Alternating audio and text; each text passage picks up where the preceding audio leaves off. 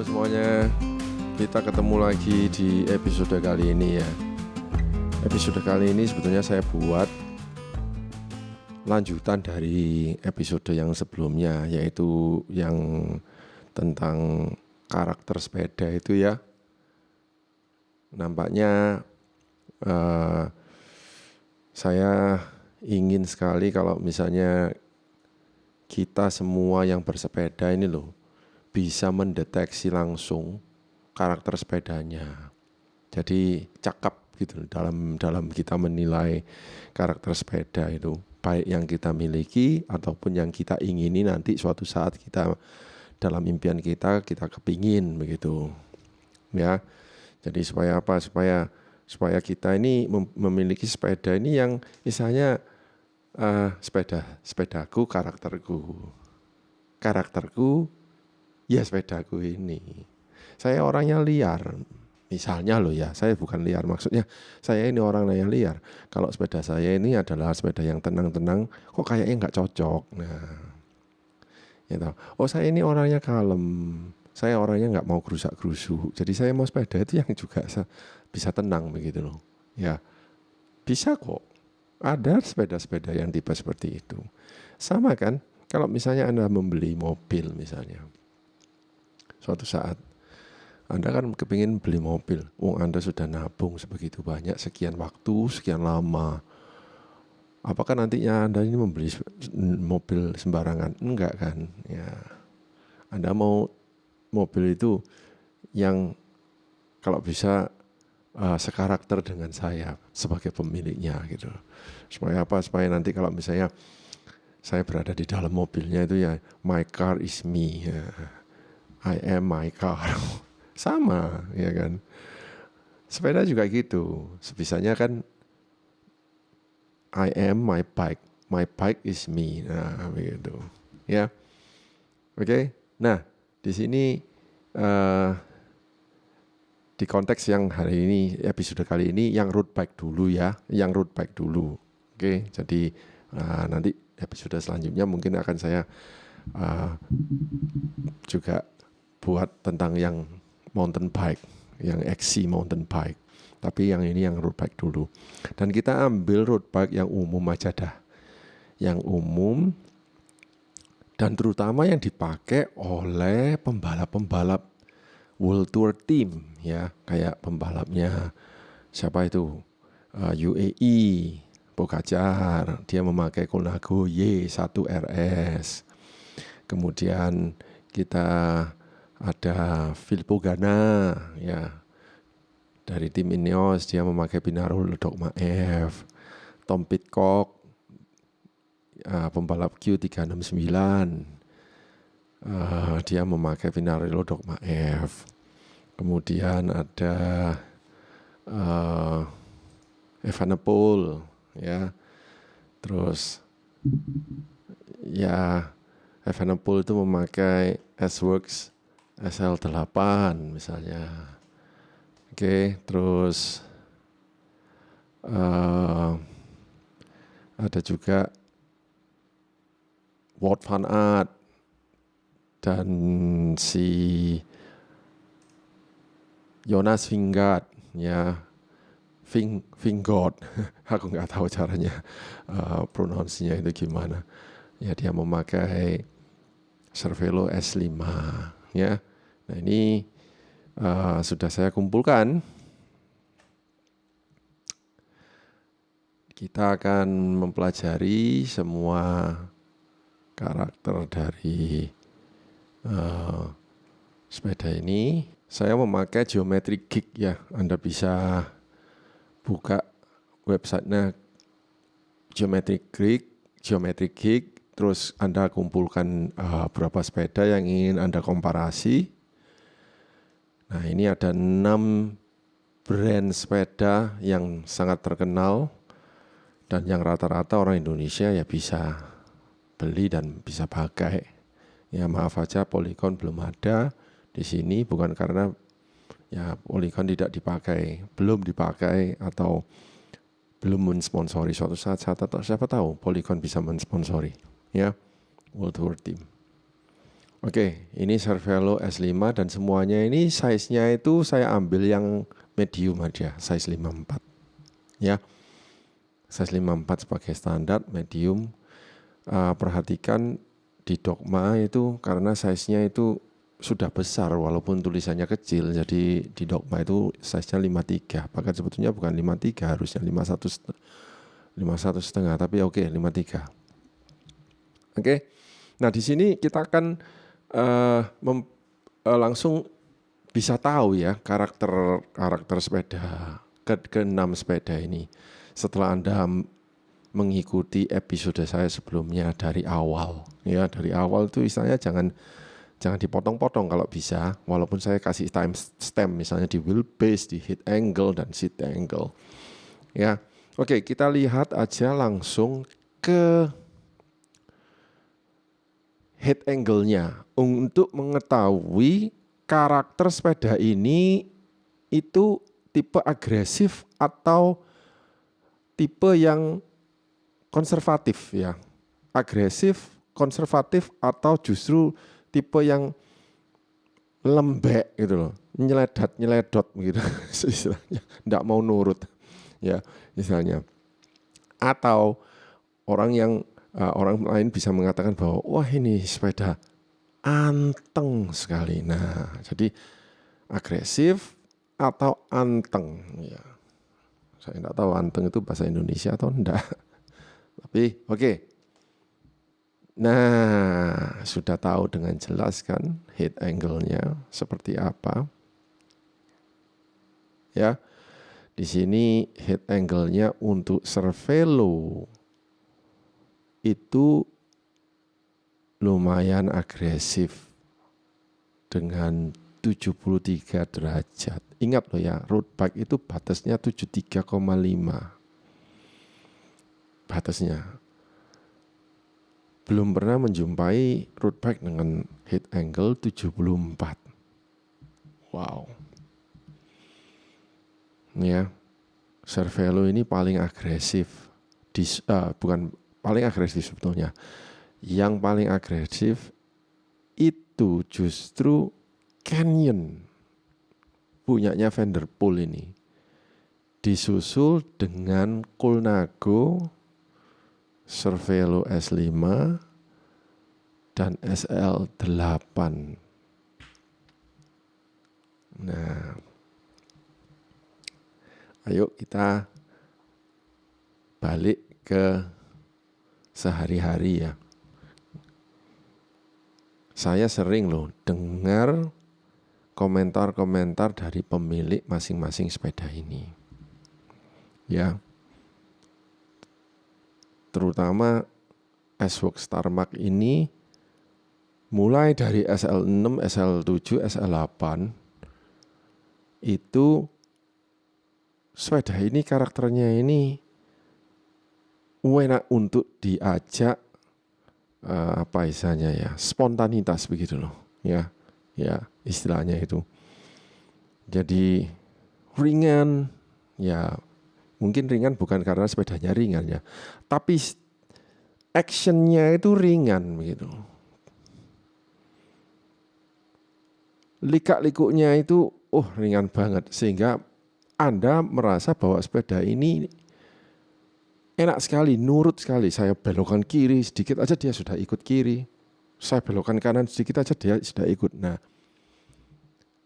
yaitu karena head angle-nya itu steep 73. Lain kalau misalnya kita bicara tentang yang punyanya Dogma, walaupun hanya setengah derajat loh ya. 72,5. Madun, trek Madun, Gen 8 yang terbaru, itu 72,9. Jadi Dogma ini head tube angle-nya itu paling slack di antara sepeda-sepeda balap yang ada. Nah, makanya juga komentar di sisi lain, komentar orang-orang yang naik Dogma, yang punya Dogma ini, Dogma ini adalah sepeda yang stabil sekali. Ya tidak heran, karena head tube angle-nya lebih tidur walaupun 0,5 derajat. Ingat ya, road bike ini toleransinya sedikit loh. Beberapa aja sudah beda. Beberapa beberapa derajat aja sudah beda. Dan utamanya Dogma ini kalau turunan gunung stabil, luar biasa stabil. Untuk trek-trek lurus, waduh stabil. Nggak heran mereka berkomentar walaupun Dogma ini agak berat sedikit jejakannya, tapi kalau sudah stabil jalan, wah, ya, Anda seolah-olah nggak nguras tenaga banyak, Anda jejak deng, gini aja udah jualan lurus, asal lurus loh ya jalannya. Ya, mungkin kalau rute yang banyak belok-belokannya, misalnya hairpin dan belok-belokannya, dia pasti kepotokan. Ya, masih lebih unggul tarmac atau Canyon dan Colnago Y1 RS ataupun Cervelo S5 begitu. Hanya dari head angle-nya udah ketahuan karakternya. Ya. Kemudian kita ke wheelbase. Nah, wheelbase yang paling pendek punyanya siapa? Loh, Cervelo paling pendek. Cervelo S5. Disusul dengan tarmac. Ya. Colnago itu juga di sekitar 975. Walaupun di sini enggak tertera. Ya. Ini adalah sepeda-sepeda liar. Sudah ketemu sudah. SL8 liar sepedanya. Cervelo S5 spontan sekali, makanya Anda jejak deng. Cervelo langsung cues kayak sports car begitu. Pendek-pendek, wheelbase-nya itu pendek-pendek. Dan juga mungkin kalau Anda lihat chainstay-nya loh, S5 paling pendek. 405 paling pendek. Langsung cuer. Ya kan? Sedangkan siapa yang chainstay-nya paling panjang? Madon. Ya. Dogma. Ya, nah, mungkin chainstay itu ya sedikit lah 0, berapa mm. Tapi yang paling pendek S5 kan, berarti Anda tahu S5 ini untuk yang benar-benar stop and go-nya ingin spontan, cues, begitu. 405 chainstay-nya, wheelbase-nya paling pendek di sekian, ya di antara ke-6 sepeda itu. Wheelbase-nya Cervelo S5 paling pendek. Nah, saya heran kenapa wheelbase-nya Dogma F tidak disebut. Nah, saya cari-cari di websitenya yang official semua tidak ada wheelbase. Saya curiga karena fork-nya Dogma yang jenis Jaguar Claw itu dia mungkin ada angle-nya itu nggak ngerti itu desainernya itu dia membuat Jaguar Claw-nya itu seperti begini ini. Jadi bingung ini wheelbase-nya dihitung dari yang sini atau yang sini gitu loh. Ya, tapi dugaan saya wheelbase-nya Dogma F itu pasti sekitar 990. Paling panjang di antara ke-6 itu. Karena Dogma itu stabil. Ya. Semua orang yang memiliki Dogma itu pasti mereka akan berkomentar, wah, tunggu dulu kalau sepedanya jalan. Nah, kalau tunggu dulu sepedanya jalan kan berarti kan wheelbase-nya panjang karena Anda harus jejak dulu, giring sepeda itu kemudian kalau sudah stabil baru banter. Ya itu. Ya, ibarat kalau di mobil itu kalau komentarnya teman-teman itu Mitsubishi Galan itu loh. Ya. Mitsubishi Galan mungkin kalah di speed-speed yang awal. Tapi begitu sudah masuk 100 km per jam, amblas mobil-mobil lainnya. Ya itu. Sama juga dengan Bugatti Veyron itu kalau misalnya Anda lihat di YouTube itu. Ketika lawan McLaren di Dubai itu. McLaren dulu yang jalan, tapi begitu sudah mencapai 300 kp ya amblas itu Veyron, McLarennya. Ngamblas. Ya begitulah dogma. Nah, makanya itu kesimpulannya, kalau power Anda nggak gede dan Anda tidak bisa menahan power sekian menit, pasti dogma itu akan membuat Anda kepayahan, sehingga orang-orang yang tadinya punya dogma pindah ke SL8 dan mereka merasa bahwa ini enak ya, kontan dan sebagainya.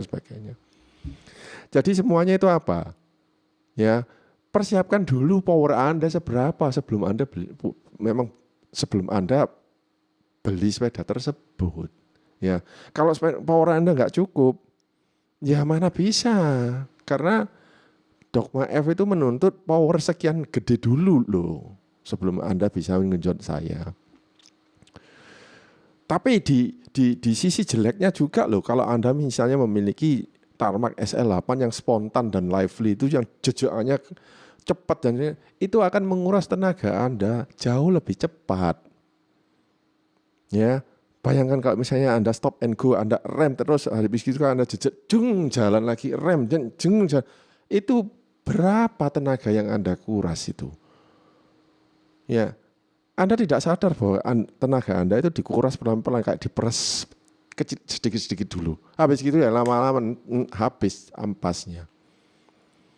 Tapi kalau dogma, Anda cukup tenaga, udah. Anda tidak usah khawatir, Anda disalib duluan nggak apa-apa. Tunggu, nanti kalau sudah saatnya di situ, Anda amblas, goodbye. Begitu. Sekarang sudah paham kan? Ya, apa yang membuat sepeda itu mempunyai karakter yang sekian begini. Dari ukurannya itu.